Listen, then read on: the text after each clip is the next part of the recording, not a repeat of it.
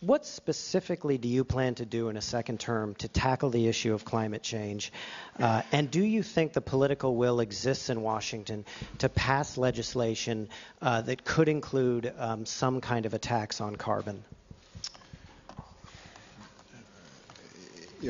As you know, Mark, we can't attribute any particular weather event to climate change.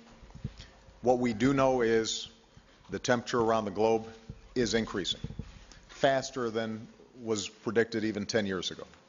We do know that the Arctic ice cap is melting faster than was predicted even 5 years ago.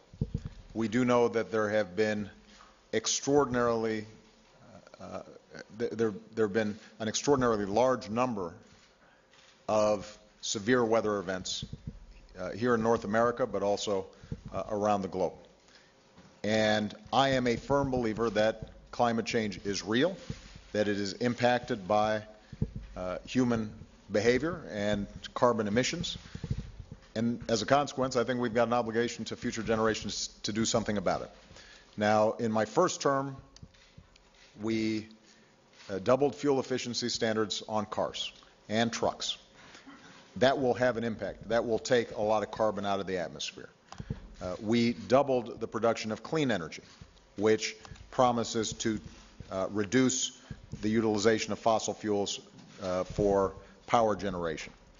And we continue to invest in potential breakthrough technologies that could further remove carbon from our atmosphere. But we haven't done as much as we need to.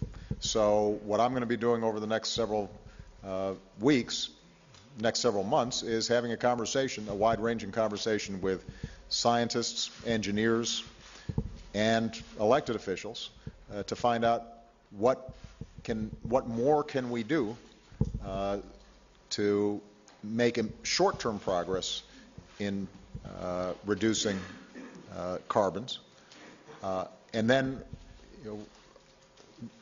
working through an education process that I think is necessary, a discussion, a conversation across the country about what realistically can we do long-term to make sure that this is not something we're passing on to future generations that's going to be very expensive and very painful to deal with.